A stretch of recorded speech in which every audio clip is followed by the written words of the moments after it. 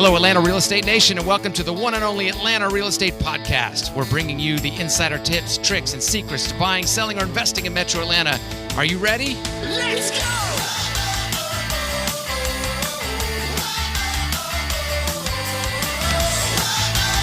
All right, Atlanta Real Estate Podcast Nation, what is happening?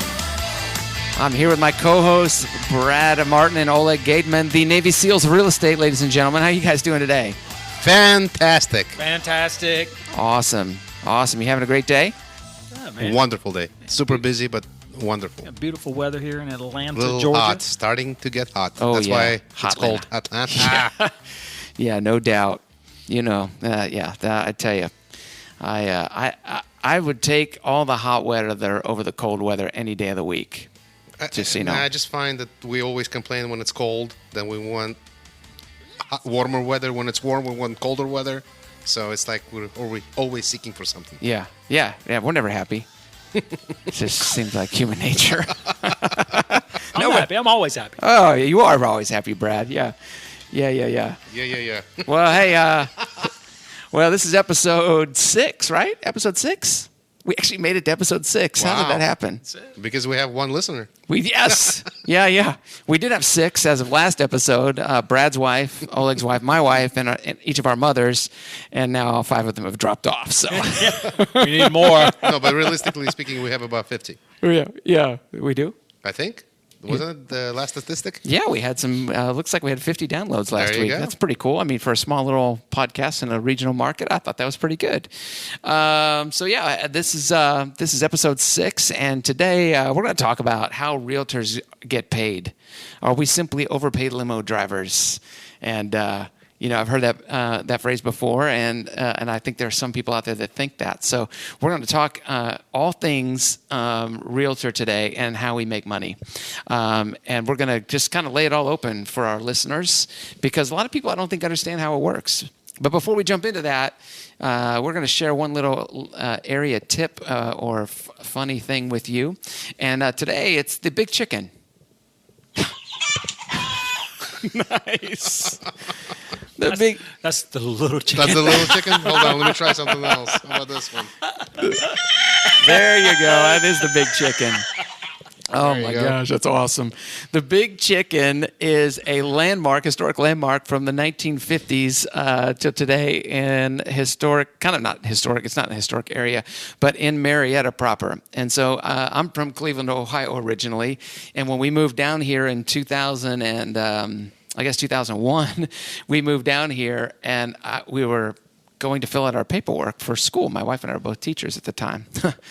That's dangerous, isn't it? Me being a teacher. So I call, and at the time, all we had were flip phones. There were no smartphones back then.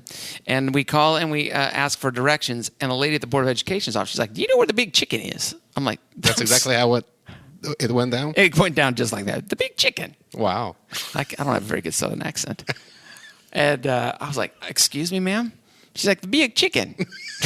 Oh, that was good. That was better. That's I have no idea what you're talking about. I'm really sorry, ma'am. I don't know what you're talking about. She says, "You've never been here before, have you?" There's a Big Chicken, and you're going to turn left at the Big Chicken. And I'm like, "Okay, can you just give me the street address?" Right. And we're just gonna stop and ask for directions. But the Big Chicken is this towering Kentucky Fried Chicken place. It wasn't originally a Kentucky Fried Chicken. I found out back in the 50s. This guy had a 15-cent hamburger joint. Wow. And he was trying to generate more traffic because he had more competition. So he built this giant chicken where the eyes roll around and the beak opens and closes. Have you guys ever been to that Kentucky Fried Chicken before? I have not been inside, but I've passed it so many times. Oh yeah. I've been inside. You've been inside? I've been inside. I've been inside too. Does it taste like chicken? And I just use the restroom. That's all I Ah. did. Yeah. It smells like chicken. Wow.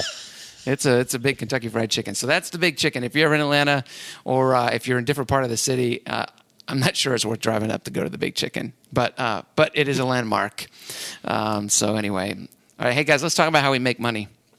Because it's a lot different than what I think a lot of people do. And I've never, ever heard an article or podcast where agents have just kind of laid open everything there is to know about real estate and how agents make money. And I really feel like if the consumer understood what we go through, that they would kind of understand.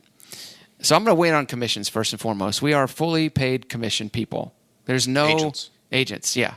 Real estate agents. You have to be licensed, at least in the state of Georgia and most states in the United States. You have to be licensed to be a real estate agent. There's a not a governing body, but there's a professional organization called the National Association of Realtors that a lot of agents belong to. But the term realtor proper only belongs to somebody who's part of the National Association of Realtors. And, our audience might wonder, well, gosh, why in the world would you want to work with a realtor versus just a straight up agent? And the biggest thing is just like anybody who's doing a job and they're in their professional network, right? Whatever it is that they're in, if they're an advertiser, if they're a lawyer, right, at the bar, or whatever it is, you want to work with somebody that's part of their professional network. And there's a high standard code of ethics and training that we have to go through. I think it feels like every year, but I think it's like every 3 or 4 years, if I'm not mistaken. That's true, and that's a big difference. You have a realtor goes by a strict code of ethics. You have an agent that does not have to follow that. That's correct. Yeah. And don't forget the extra fees are involved as well. Not only training, but as realtors, we do have to pay extra fees. Yeah, we have to pay money to be part of that professional network, right? Yes. Yeah. And most realtors, most of them are full-time. Not all, but most of them are full-time. Okay, so we get paid. We're fully commissioned salespeople. I'm going to ask you guys some questions. Oleg. Yes. Our company, do they give us a cell phone allowance or a car allowance or anything like that? Everything is coming out of my pocket. When you say everything, what do you mean everything? I mean, there's no allowances whatsoever. So my cell phone, the gas, the lunch on the way or on the way back, licenses, taxes are huge. Yep. Could you give me some allowance for that, please? Yeah, no doubt. Brad, so Oleg, focus on lunch. If you were with a client and you take them to lunch, who flips the bill for that? That would be me. That's part of my services, taking care of my clients. Okay, so that's personally, that's coming out of your pocket before you ever get paid a dime. That's correct. So if you're taking a buyer out, or let's say you're meeting a seller at a coffee shop or a restaurant or whatever to talk about stuff, that money's you haven't been paid to work with that particular client until when? Closing. Until closing. Okay, so until closing, and then actually you bring that check to the agency, and then you'll get actually paid maybe 3, 4, 5 days after. Okay, so let's step back. Getting a little ahead of me, Oleg. It's always a fast thinker, you know what I'm saying? But oops. Yeah. All right, so we meet a client. All right, you're going to meet with them at a coffee shop, see if they're the right fit. Correct? Or the office. Or the office. Yep. Absolutely. That's a good start. Should we meet them at a house if we've never met them before? I prefer to meet them at the office first. Just to get a feel for it. We can sit down. There's a big screen TV. We can look at a couple of properties. I can walk them through certain areas, show them on the map. We can narrow down their search before we actually hit the road. And it usually takes under 30 minutes to do. Yeah, I mean, I personally would never, we've talked about this in our meetings before, would never want to meet somebody at a house for the first time. We don't know anything about them, right? And so what the public needs to know about real estate agents is that we have to take some precautions, safety first and foremost, right? If we don't know anything about the person that calls, we want to meet them in a neutral place, like our office or a coffee shop or something, and we want to make sure they're the right fit for us. Right? It's important that we serve people that we care about because it's a servant business, and but it's also important that the consumer has a good feel and a good fit with the agent that they're sitting down with, right? And all this takes place with. There's nobody gets paid. The real estate agent they're doing this out of their own free will, if you will, because eventually maybe they help you find a house and they get paid at the end. That's right. Correct. Okay, so I'm gonna walk down the road with you guys here for a second. Okay, Brad, you're talking about referral. I'm a good referral. Okay, I come to you as I'm selling a house, and you were referred by a past client. Actually, let's change it up a little bit. I'm a buyer. Okay, and you're going to work with me, and you've shown me. Let's just assume you've shown me houses for a couple of months, and we're starting to pick up the pace, right? And I go out and I find accidentally, not even accidentally, I call an agent off the sign. I go look at a house, and I end up making an offer with that listing agent. And the 2 months that you spent with me, do you get paid anything for that 2 months of time in that scenario? Have we seen this house before together? Nope. Then that would be correct. I don't feel like the public really knows how valuable that relationship is. You know, if we're taking time away from our family and our kids and nights, weekends, changing plans up and stuff, and you go and you kind of go rogue on your agent, that's not a good place to be. If I had someone call me that could be a potential client and they're wanting me to show them a home, ethically, I'm going to ask them, are you working with somebody? Sure. Somebody that might be an agent that doesn't follow the same ethics as a realtor has to, that conversation might not take place. And you're probably going to kind of talk to them about, hey, if you go, I mean, after a couple of months, right, you're going to build that relationship in such a way that you educate them on the way we work, and that, you know, don't go call, you can go call on this house if you want to, but let me make that phone call, and I'll set up the showing, and et cetera. I work, okay, Oleg, a different scenario. You and I have been working together for 6 months to find a house in Metro Atlanta. 6 months? 6 months. You've probably spent 40 or 50 hours of your time with me. All of a sudden, I get relocated to Chicago. Do you make any money? I do not make any money. So I'm not taking you to the airport. To Chicago. Yeah.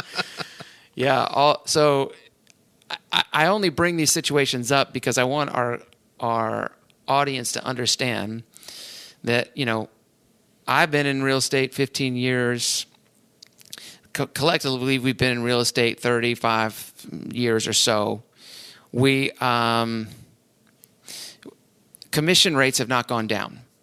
And I think the reason commission rates have not gone down is because of the fact that we take so much risk in earning an income, right? I mean, and we've all had that happen. We've worked with somebody for months and months and months, and they end up being relocated, or their job changes or whatever. And I mean, we're just out our time. We're out the lunches. We're out the gas. And so we're in definitely a negative situation. It's a part of our business. Totally a part of our business. Yes. It's a full commission business is a tough business to be in. Absolutely. And so let's talk about these commissions for a minute. How much typically does an agent make on a sale? Well, if Commission? Yeah, as far as commission.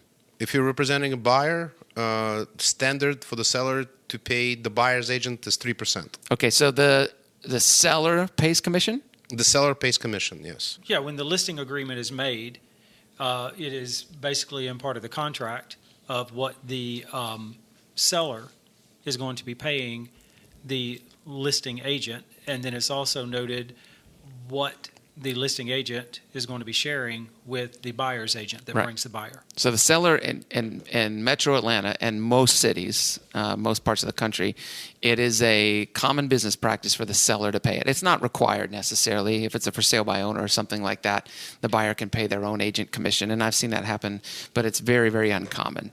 The seller pays a real estate commission, and typically that real estate commission on per agent is 3%, right? We would all agree with that. Yes. That's common. And out of that 3%, then so you sell me a $300,000 house, and we've looked at homes for the weekend, and you sell me a $300,000 house.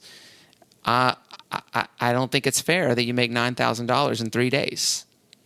Well, it's not 3 days. It's talk to me about that. You know, not only if you're working with a realtor who's knowledgeable in the area and experienced.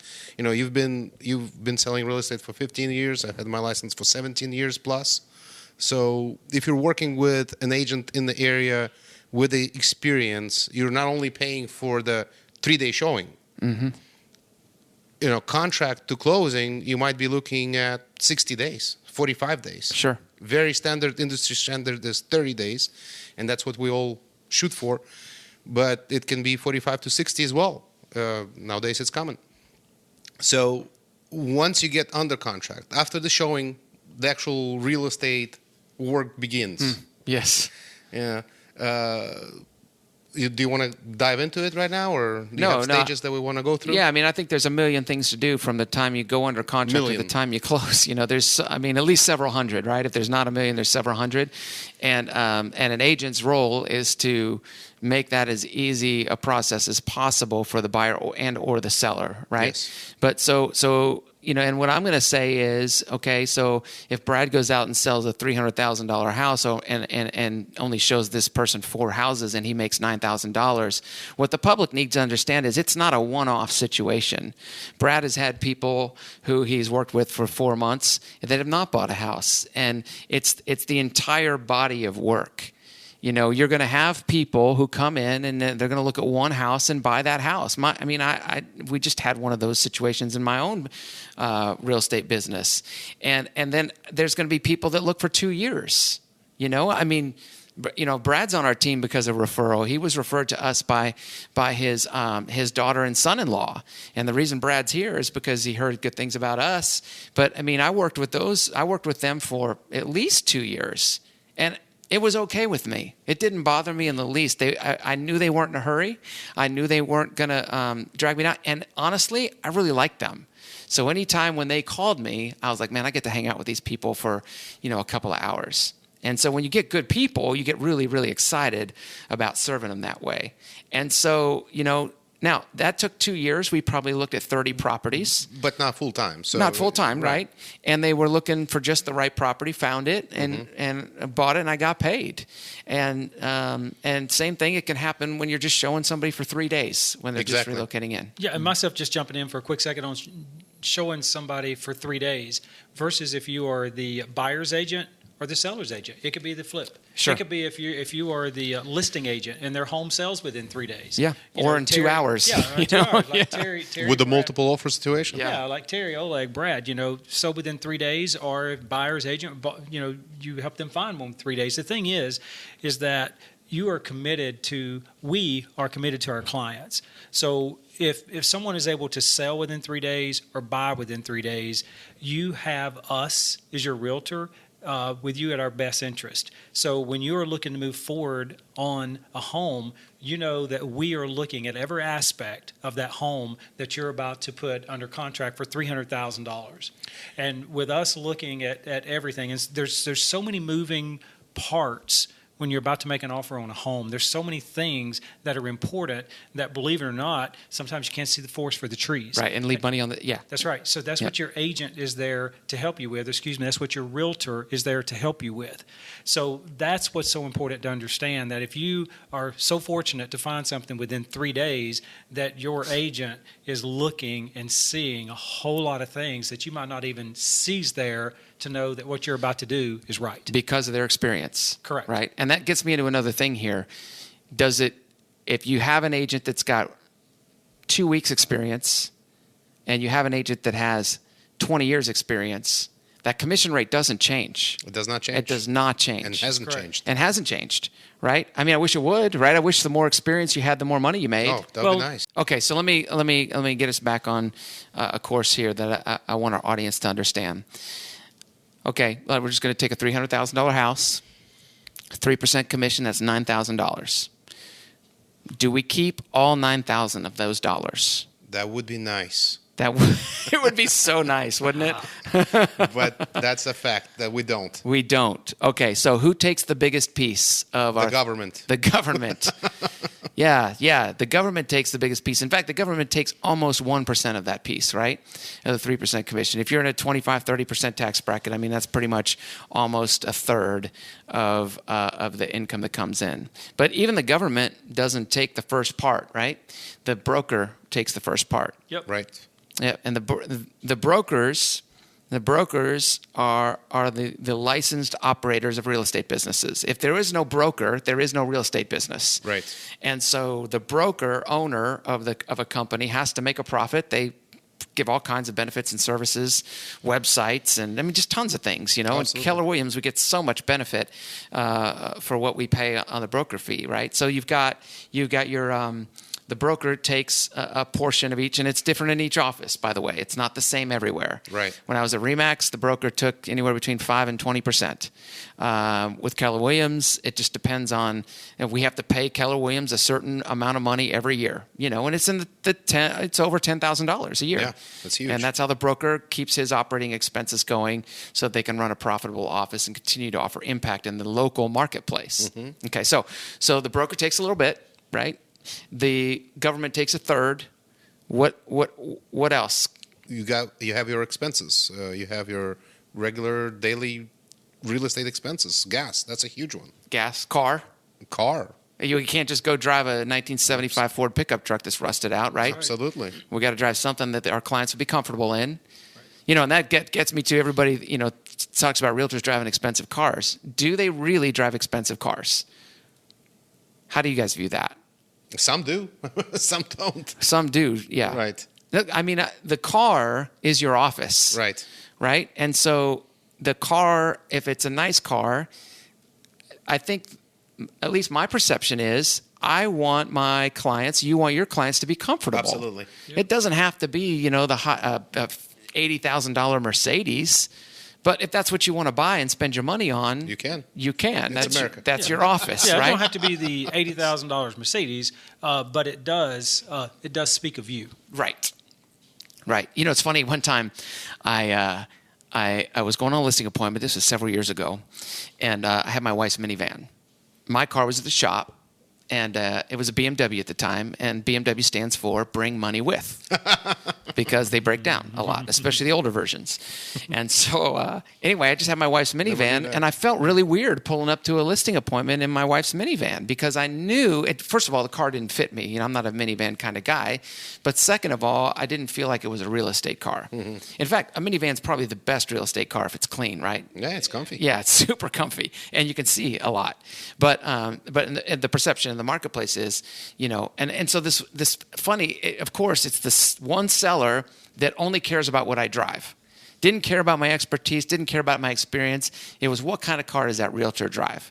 And they postmarked my success onto that car. Yep. And had I not said anything to them about that I'm driving my wife's car because mine's in the shop, I might not have got that listing. Isn't that funny? Wow. What people think sometimes? Yeah, absolutely. But it's okay. I think it's okay if a realtor wants to, go big on a car, if that's the car they're in, and they are driving 20, 30,000 miles a year. If that makes them happy. Now, neither one of you two guys, you have nice cars, but it's nothing crazy. I appreciate that about you too. So, okay, so the expenses come out of a $9,000 commission. Then typically, what do you guys, at the end of the day, what do you walk home with out of that $9,000? Well, it depends again if it's typically around a third, and then you've got cuts that are coming out of that once it comes into you. So as far as, you're not netting a third of that. I mean, it should be close to 25 to 35% of the gross commission. 3%. Yeah, is how it works. So you can see, guys, I mean, that breaks it out for you. I mean, we're not really overpaid limo drivers at that point. It's a full commission business, and the marketplace has continued to demand a 3% commission. I really wish real estate brokerages, the reason real estate brokerages operate on a full commission model is risk. They don't want to hire employees, because if they hire employees, there's liability, right? There's still liability for the broker, but there's more so if they're employees. I mean, wouldn't it be great if you had the top salesperson, like Brad, when you were in the carpet industry, if you were a super high top salesman, your draw went up, right? Or your what do you call it, your base. Right. I've got friends in the software business. If they crush it in software, they can get $300,000 a year base. Mm-hmm. That's right. By the way, you're talking about base. What's our base? 0. Thank you. Negative, actually. Thank you. Yeah, it's a negative number. Well, the base. yeah, because you're investing in yourself. You're investing in your business. Yeah, and don't forget the fact that we still have to. Nobody pays our insurance. We have to pay that out of the pocket. Yep. So company doesn't cover it. No. So that's one of the expenses. But the cool thing is, when you're a realtor and you're coming in touch with your clients, I'm in business for myself, and it's my business. When I pull up to your home for your referral, or you come to KW, or we meet at a coffee shop for a listing, it's my business. when I pull up in my vehicle, it doesn't matter if it's an $80,000 car or $20,000 car. Is it clean? Is it nice? Is it kept? Am I clean, nice, and kept? And how do I speak to you? How am I running my business? Mm-hmm. Yeah, because the way you operate your business is the way you're going to treat your client. That's right. Right? And I really feel like that realtors as a whole, not everybody, but realtors as a whole, they've got servants' hearts. They want to serve people in such a way they would gladly refer us to their friends, families, and coworkers. And that's a huge part of our business. It is. I mean, for us, referrals are huge. I mean, I go through, we spend a lot of marketing money for other sources of our business. And every time I go back and I look at the sheets, it's always personal. I think 60, 70% of our business is personal referral. Somebody's heard about us. And guys, and that means something. It does. It totally that means something. Doing something right. Yeah, exactly. You get what you pay for.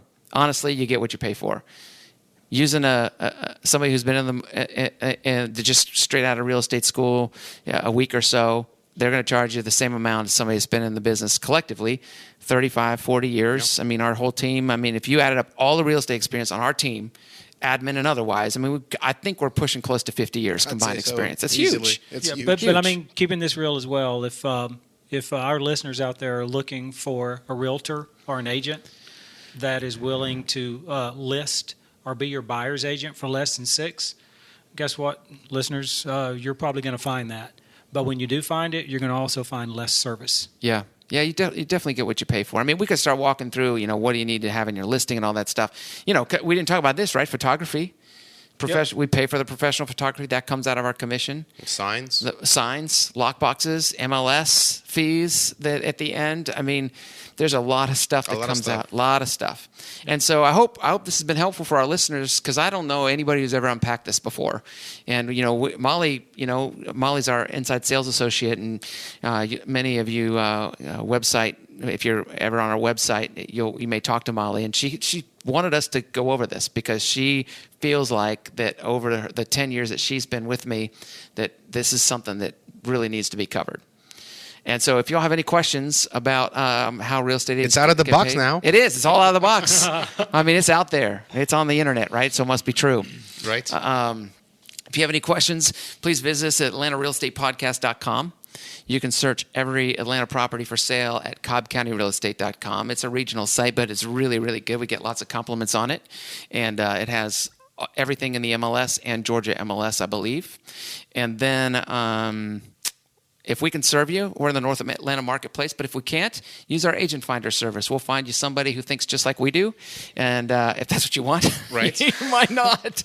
And then lastly, we're begging you, head over to iTunes and just give us a 5-star review so more people than just our mom and our wives and then now maybe our brothers and sisters will listen to the podcast. We'd like to get the word out. I feel like we're giving something of value to people, don't you guys? Absolutely. Well, we hope so. We hope.